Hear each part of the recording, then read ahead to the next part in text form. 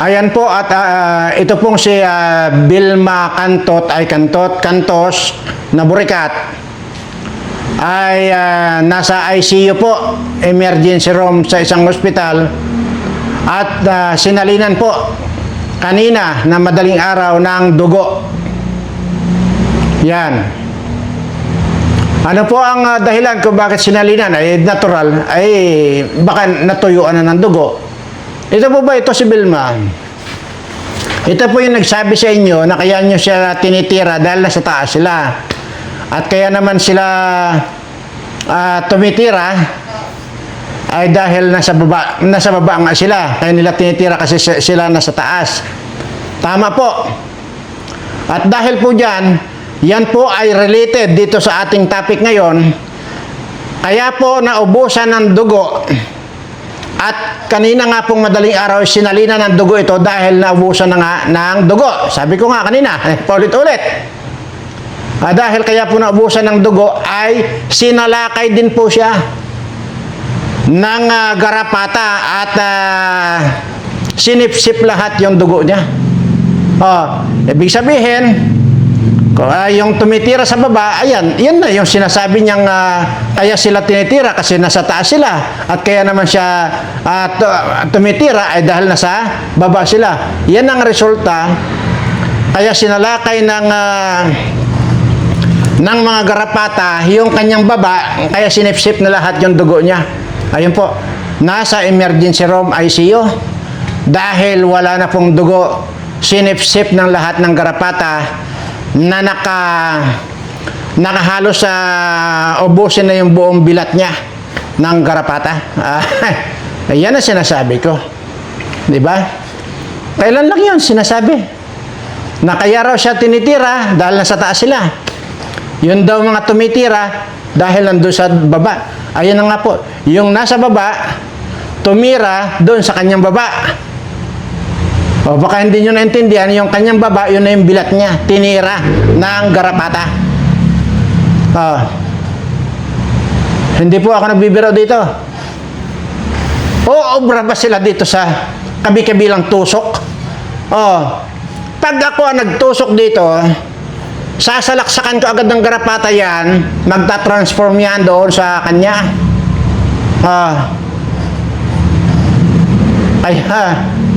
Napakabilis pa naman dumami. Hindi lang garapata. Ang dumami, maraming mamang kuto-kuto. Yun yung nangangailangan ng karne ng baka. Yan ang itapal niya dyan para lumipat yung mga garapata doon sa karne ng baka. Hindi niya alam gawin yun. Doon po sa mga garapata na ang bilat, kagaya po nitong si Risa na maputla na rin ang bilat, may garapata po ang bilat niyan. Baka hindi mo rin alam, baka maubusan ka ng dugo. Kuwan lang po yan. Karne lang po ng baka, itapal mo sa buong bilat mo. Ganon din ito si Dilimaw. May garapata din po ang bilat niyan. Yan ang sinasabi ko sa inyo. Ano ngayon ang pakiramdam ninyo? Na yung balik sa inyo, mas masakit, mas kabastos-bastos, kisa doon sa mga pangbabastos nyo dito sa mga kababayan natin. Anong mas masakit ngayon? Yung balik. Sinasabi nyo lang ay mga pan lang, pero masakit para dito sa aking mga kababayan nyo na nasa baba. Yung i-insultuhin ninyo. Ngayon, anong pakiramdam mo ngayon? Na ibrinodcast ko rito na punong-puno ng garapata yung iyong bilat, at kaya naubos yung dugo mo at nandiyan ka ngayon sa emergency room, ICU, at sinalinan ka ng dugo. Patuloy ang pagsalin sa iyo ng dugo. Ano nga yung pagramdam niyo? Sabi ko nga po sa inyo, hindi pwedeng magbato kayo na wala kaming ibabato sa inyo, mga buwaka ng ina nyo. Mga bastos kayo eh. Yan ang mapapala ninyo, mga hayop kayo. Ngayon, nako, ang dami pong kwan dito. Ngayon, yung nagsasabi na nag-almusal raw ng sinigang itong si Buying, ay mukhang pagtatakip eh. Imaginin mo, magsasalita rin lang sila, hindi pa nila inaayos, hindi pa nila iniisip kung yung makatotohanan. Mayroon bang nag-aalmusal na sinigang, yung sinigang na pagkaasim-asim, ang almusal mo? Yun ang hindi na pag-isipan itong mga nagtatakip. Ang alam po natin dito ay wala na. Itong si Buying. Na po ito, parang gulay na po. So, hindi ko sinasabing patay na, ha? Gusto kong kayo ang makaalam niyan. Hindi po sa akin kayo dapat manggaling. Oh. Kasi, ang kita nyo, kabi-kabila yung nandyan sa social media. Pero para sa akin ito, wala na. Goodbye Philippines na. Yan ang sinasabi ko sa inyo. Yung balik sa inyo, yun ang mas matindi. Ikamamatay ninyo. Kaya ito si Bill Macantot, aywan ko lang kung makakasurvive ito. Naubusan ng dugo. Ay mga gutom na garapata yung pinadala ko dyan. Paano ngayon yan? Tingnan nyo. Kala nyo biro lang yung post ko dyan na yung hindi bumati sa akin ng mga ex-girlfriend ko ng bagong taon ay magkakagarapata ang bilat. Ayan na. Nagkagarapata na ang bilat ng mga ex-girlfriend ko na hindi bumati sa akin ng bagong taon. Ngayon, gusto niyo ako yung challenge? Mag-comment kayo niyan kung sino yung gusto niyong lagyan ko ng garapata ang bilat. Kung yun gusto niyo ako yung challenge. Akala niyo biro-biro ko lang yung post ko na yun. Ano sinasabi ko? Yung bumati sa akin na ex-girlfriend ko ng bagong taon, pagpapalain. At yung hindi naman bumati na ex-girlfriend ko ng bagong taon, gagarapatahin ang bilat. Nangyari.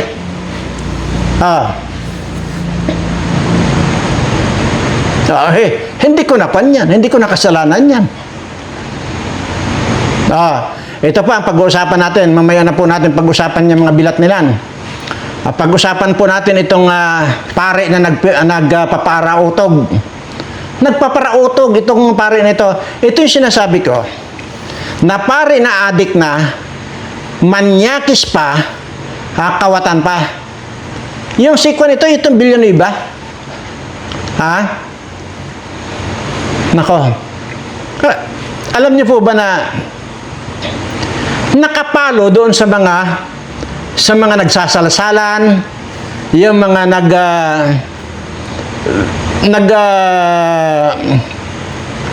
nagroromansahan, yung pong mga yung mga rated R, yung iba pa nga rated X pa nga, nakapalo siya. Itong si adik na pare na Flaviano, ayong Flavi Villanueva. Ito ang katunayan, para malaman lang po ninyo, kasi ang hirap para po maintindihan ninyo.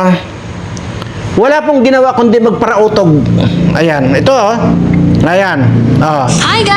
Hi guys! Spotted po si Father Bimbang. Ay, si Flavi pala. Hindi lang pala mukhang adiktos, mukha rin palang kikiba. Aba, Father, parang ginumpleto mo na yung pagiging ganap na banal na aso Pati page ng Bimbangan, pinasok mo na. Hindi ka lang pala adiktos, pala utog ka pa.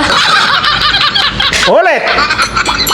Hi guys! Spotted po si Father Bimbang. Ay, si Flavi pala. Hindi lang pala mukhang adiktos, mukha rin palang kikiba. Aba, Father, parang ginumpleto mo na yung pagiging ganap na banal na aso Pati page ng Bimbangan, pinasok mo na. Hindi ka lang pala adiktos, pala utog ka pa. Ayan. Hindi sa akin ang galing na nagparautog itong pare na ito. At ngayon para sabihin ko sa inyo, dahil sa mahilig siyang manood ng mga page ng mga Bimbangan, mga kantitan. Kaya wala siyang ginawa kundi magparautog itong pare nito. Ang tinitira, ang lagi niyang kasama ngayon, hindi ko sinabing tinira niya at si Dilimaw, pero lagi sila magkasama. Lagi magkasama si Dilimaw.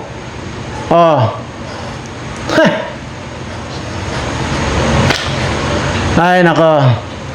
Kaya kasi nga, manyak na nga. Ano yung sinasabi ko sa inyo? Ayaw nyo lang maniwala sa akin eh. Ang gusto pa talaga ninyong paniwalaan yung ibang tao pa. Ayaw nyo pang paniwalaan ako na yan ay manyak yan, adik pa, kawatan pa.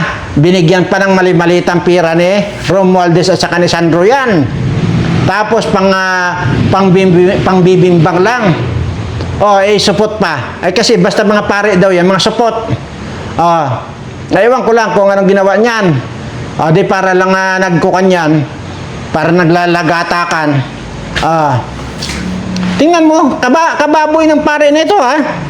Kwan po ito, totoo po ito, ha? Hindi po ako na gumagawa-gawa ng istorya rito. Ito,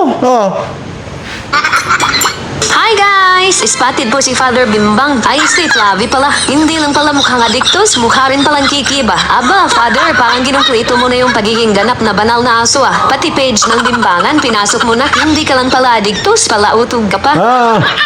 Putang, palautog. Nakakahiya ka.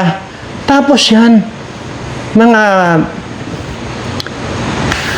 mga kababayan natin, mga Katoliko. Tapos, yan pupunta kayo sa simbahan at tapos yan ang magmimisa sa inyo. Pag nakakita yan ng nakasiksi, magpanautog yan. Ikwento ko sa iyo, doon sa mga hindi pa nakakaalam ng kwento ko na personal kong na-experience ito. Noong nagsisimba pa ako dyan sa Katoliko. Magmula nga ngayon, hindi na ako nagsimba magmula noon. Ito, sa madalit salita, nagsimba ko, yung bigayan na ng ostya, yung sinasabi ng pare, katawan ni Kristo, amen. Katawan ni Kristo, amen. Di ba? Ito ngayon, sa madalit salita, siyempre nakapila yan. Nakasunod ako doon sa naka-sleeveless, spaghetti. Naka-sleeveless na ang pula. Spaghetti na t-shirt. Spaghetti nga. Dumating na doon sa yung kasunod niyan, ito ang katawan ni Kristo, amen, sabi nung nauna. Tapos nung dumating na doon sa naka-sleeveless ng nakapula, ito, napatigil yan Napatigil. Hindi na niya isinubo yung ostya. Kundi ano sinabi nito? Manyak nga. Sabi doon sa babae na naka-sleeveless ng pulang-pula, bakit niya iha? Yang dibdib mo ang puti-puti. Sinagot siya ngayon ng babae. Kasi Father, hindi naman kasi naiinitan. Kalukuhan niya. Bakit itong bayag ko? Hindi naman naiinitan. Ang itim. Tingnan mo yung kabastusan. Ganyan yan. Mga pare na yan. Mga manyak. Ito ba? Sana ba yun? Baka kung ano ninyo sabi, kala nyo gawa-gawa ko lang Ito pa, Ito naman yung kay Kwan. Ito. Hi guys! Pumanaw na po si Buying.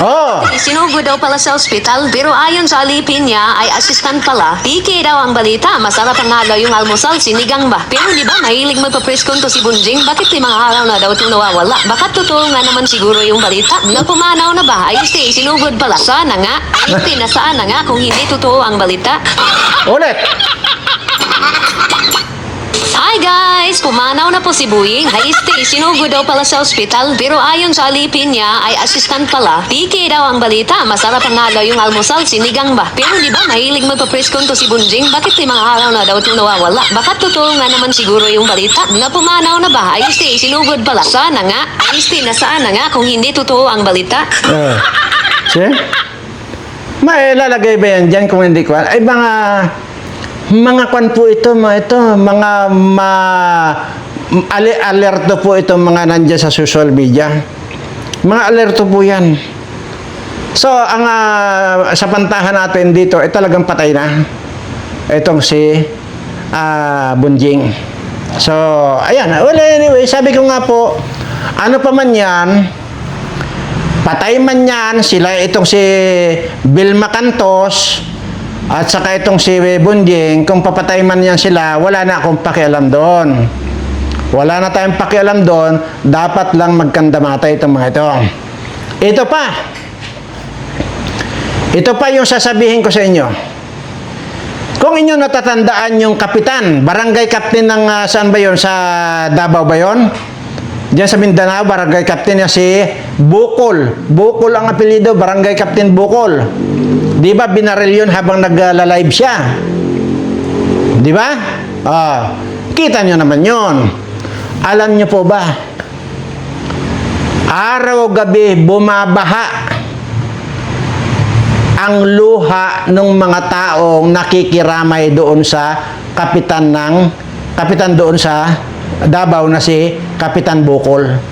Bumabaha ang luha ng mga nakikiramay. Bakit ko nasabi ito? Kasi ikukumpara natin. Nung mamatay itong si Akop, wala man lang naiyak. Ang bagkos, nagtatawanan pa yung mga tao. Hanggang ngayon, pinagtatawanan pa. Pagkatapos, pagtawanan doon sa harap-harapan, sa social media. Di ba? Pinagtatawanan. Hindi kagaya doon sa kay Kapitan Bukol, kapitan lang, barangay captain lang yun. Iniyakan ang iniyakan. Itong si Akop, pinagtawanan ng pinagtawanan.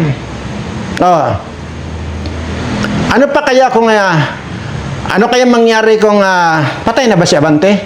Pero 'di ba sabi ko na parang patay na dahil natagpuan nga na may tali sa liig at saka nakabitin at saka nakalawit na yung dila. Ay patay na ba 'yon? Ewan ko, basta hindi ko sinasabing mga patay na itong mga ito. Pero kayo na magkwan doon. Kaya dito kay Vilma Cantos, Correction na Vilma Cantos alias Burikat. Yung sinabihan kayo na kaya nyo siya tinitira dahil nasa taas sila. Kaya kayo tumitira dahil kayo ang nasa baba. Ngayon, sa tansya ninyo, buhay pa kaya ito? Sinalinan po ng dugo, wala na po empty. Bago na dala sa hospital, sinipsip ng garapata ang dugo niyan. Sinalinan ng dugo. So, paano yun? Kung alam nyo sa sasakyan, once na ang radiator ng sasakyan na ubusan ka ng tubig sa radiator, kwan yun. Undaspat yun, uusok yun. Pagka-diesel pa, yung makina ng tuyuan ng tubig yung radiator mo, siguradong kanyan, magpapa-overhaul ka ng makina. Sira yan. Dito kay Vilma Cantos, paano yun? Baka ganito rin yun. Baka patay na. Baka, sinasabi ko baka. Kasi wala naman ako dyan. Nandito ako sa Mindoro, siya nandiyan sa Batangas. Ayan yung sinasabi ko sa inyo. Na madali kayo magsalita, ang hindi nyo alam, yung ibabalik sa inyo, mas matindi, kagaya nito. Aber, lalaban ba kayo ng ganito, Hans? Sige nga, mas masakit itong mas masakit itong ibinalik ko sa inyo. Yan ang problema sa inyo. Ay nagsasalita kayo, hindi nyo nalalaman yung mga sinasabi ninyo. Hindi nyo alam na babalikan pala kayo ni Birana. Ayan. Anyway, ito ay Nako. Ito po yung alam niyo po ba na hindi lang po ako ang nagsasabi na hindi naman talagang totoo na pangpaswerte yung mga bilog-bilog. Gusto niyo malaman kung sino pa nagsasabi? Isa rin pong pare ang nagsasabi. Alam niyo kung ano ang pinaka epektibo na pangpaswerte, yung pagdarasal po sa ating Panginoon. Ito po, pare po ito pare itong may sabi, para lang po malaman ninyo. Ipaparinig ko lang po sa inyo. Pero ito po ito pong pare na ito, matino po itong pare na ito. Hindi po kagaya ni Flavie Villanueva na isang demonyo na palautog pa. Ito pong pare na ito si Father Joseph ang kanito. Matino po itong pare na ito. Siya po ang nagsasabi na hindi totoo na pampaswerte yung mga bilog-bilog. Sige. Happy New Year po! Marami pong naging tradisyon o paraan ng pagsalubong ng bagong taon. Nandyan ng pagpapaputok para daw lumayong masamang espiritu. Also, nauso na rin ang torotot. Mas nga naman, pero okay na. Di ba? Yung mga paputok na yun, di ba sinabi ko sa inyo na hindi yun ang makakapagpaalis ng mga masamang espiritu. Ang totoong makakapagpaalis ng masamang espiritu, sinabi ko na po sa inyo na magpa-develop kayo ng picture ni itong si Lisa Marcos at saka itong si Bangag, magpa-develop kayo at yun ang ikuan ninyo, iharap ninyo dyan sa loob ng inyong kabahayan para yan po ang totoong pangpaalis ng masamang espiritu, yung picture ni Lisa. Hindi po yung mga paputok. Ayan po, pare ito Yung pagbubunga nga sa'yo ng nanay mo, mas matindi kaysa bogay. Joke lang. May mga nagsusod ng polka dots or stripes para daw magkapera. May mga kumakain ng mga bilog na prutas para daw swertehin. May mga buluntad para daw tumangkad sila. May mga kumakain ng pansit na hindi pinuputol para daw long life. So sige, mahilinan ka. Kaya napakaraming paraan napakaraming tradisyon. Pero alam po ba ninyo na kahit di natin gawin ang lahat ng yan, okay lang? Sapagkat hindi naman iyan ang pinagmumula ng mga biyaya natin, kundi ang Panginoon lamang. In the first place, bakit natin pagkakatiwala sa mga practices at sa mga bagay na yan, ang buhay at ang kapalaran natin? Wala namang isip ang mga yan. At ang pinakamahalagang gawin, dasal. Magsimba. Dasal. Nagpasalamat na po ba tayo sa maraming mga biyayang tinanggap natin? Yun. Sa lumang taon na ito na iniiwan natin?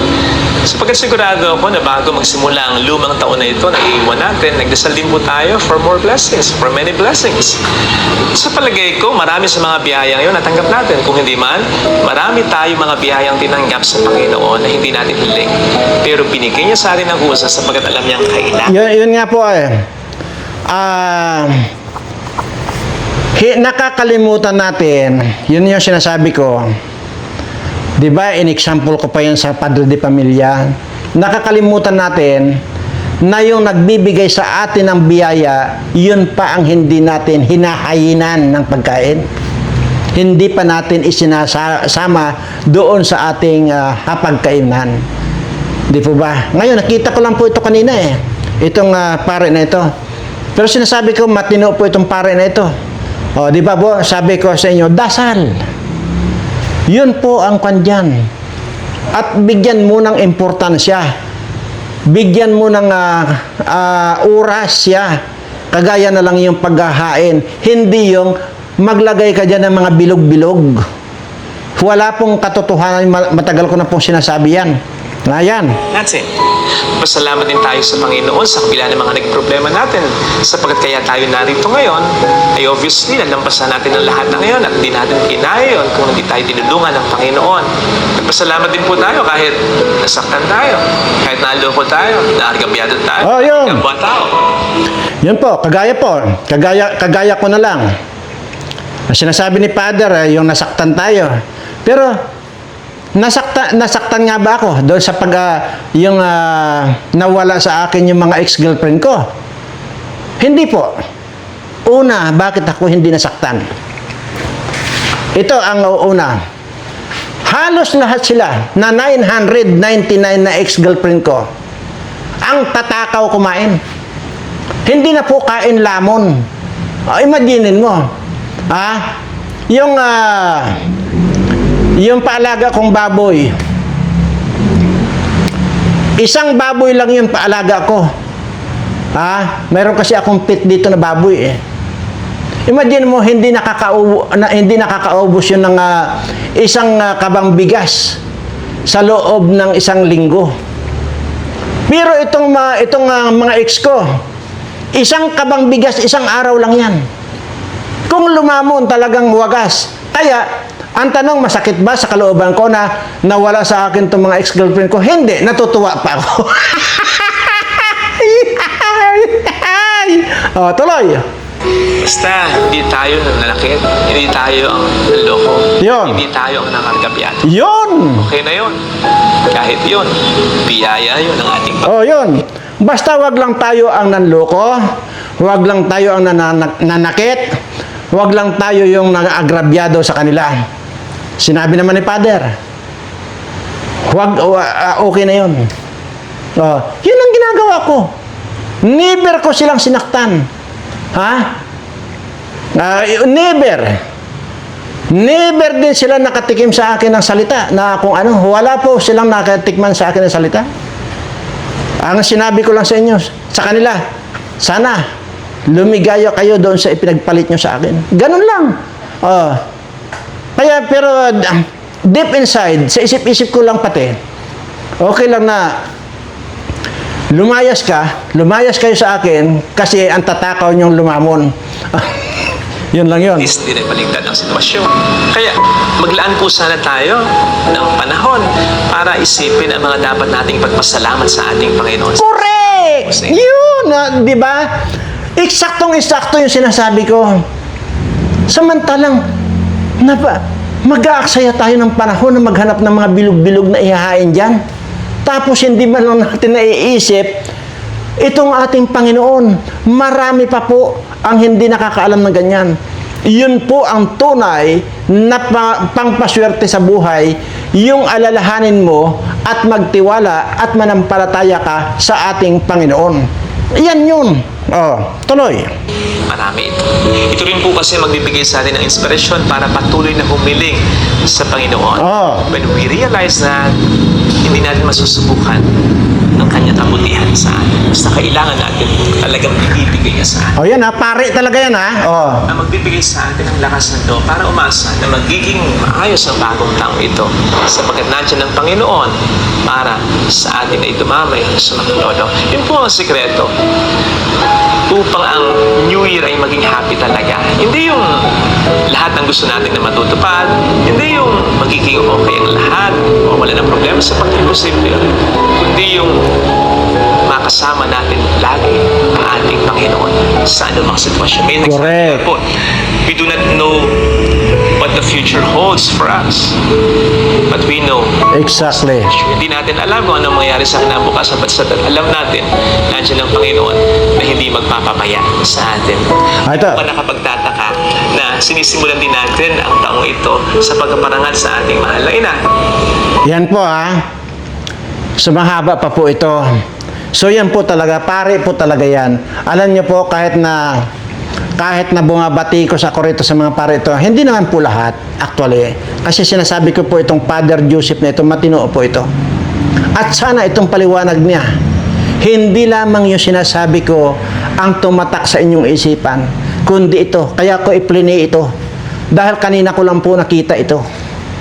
Kaya ko isinave agad at i-play sa inyo. Sana, ulitin po ninyo. Pag napanood nyo po ito, i-rewind nyo po itong video ito. Ulitin nyo po. Para sa ganun ay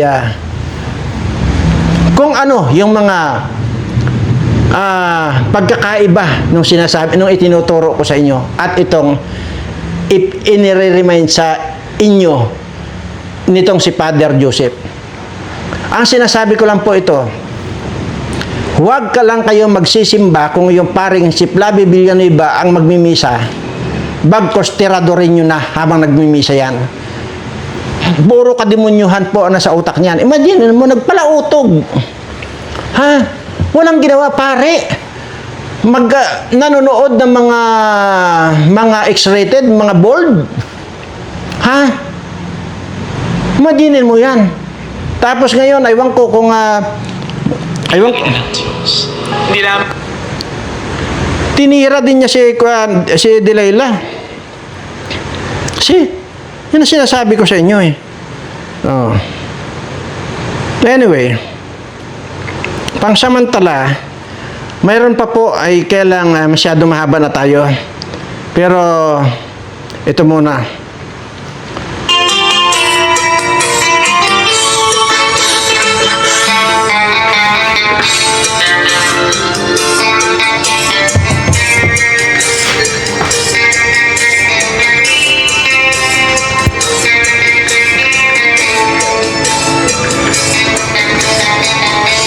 Yun na. Hanggang. Tama na po yun. Di ba? Yun po yung sinasabi ko. Ngayon, balikin tayo bago tayo magtapos. Si Vilma Cantos na alias Burikat ay nasa ICU emergency room sa isang ospital. Dahil kaninang madaling araw ay nagpasalin siya ng dugo dahil ubos na yung kanyang dugo, sinipsip na lahat ng mga garapata na nakatira ngayon dyan sa kanyang bilat. Kaya naubusan ng dugo.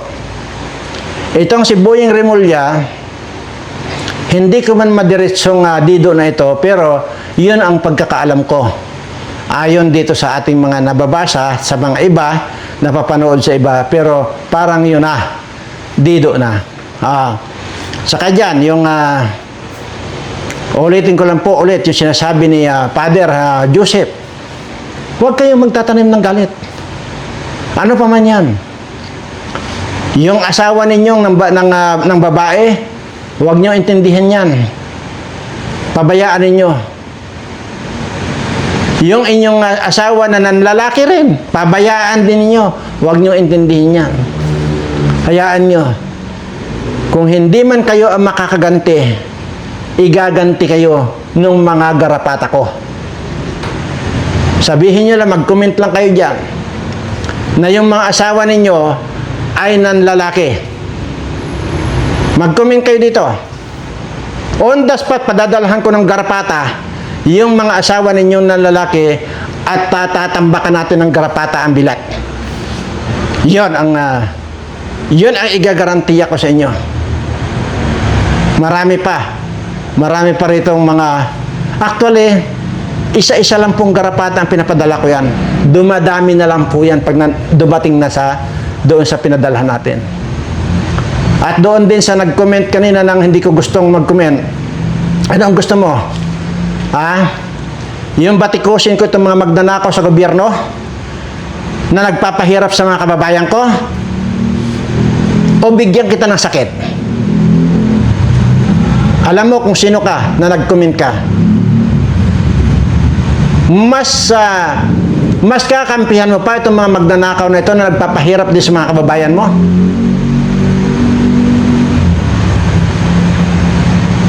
Kilala mo sarili mo. Kung ako, hindi mo pa ako kilala, ang tanong ko sa iyo, kung gusto mo, ikaw ang padadalhan ko ng sakit. Loko-loko ka. Nagsasalita ako rito para dito sa mga kababayan kung pinapahirapan itong mga animal ng mga politikong ito na walang ibang ginawa kundi pagnakawan ng pagnakawan, simutin lahat ang pira ng bayan, tapos ito, mga kababayan ko, ang hirap na hirap sa buhay. Aya ako ng gagalaite. Ngayon, kung gusto mong magharapan tayo, gusto mong bigyan kita ng sakit, ora mismo, padadalhan kita ng sakit. Buwak ka ng ina ka. Isa ka pa. Anyway, sa mga subscriber ko pong nagagandahan, naggugwapuhan, at yung mga subscriber kong napakaswerte sa buhay, aba, hindi lang po yan ang darating sa inyo. On the way na po yung swerteng lagi ko sinasabi sa inyo. At baka i-ready ninyo yung inyong mga sarili. Ngayon pa lang, umasa, magsampalataya, at ibigay ang lahat ng pananampalataya sa ating Panginoon. Malay natin, bukas makalawa, marireceive nyo na yung blessings na walang hanggan or blessings na walang katapusan. Maraming salamat po at sa lahat po ng aking mga subscriber. Mahal na mahal ko po kayong lahat. At doon po sa hindi ko pa subscriber, ay mag-subscribe na po kayo para kasali na po kayo doon sa sasabihin kong mahal ko na rin kayo. Salamat po at maraming salamat po muli. po.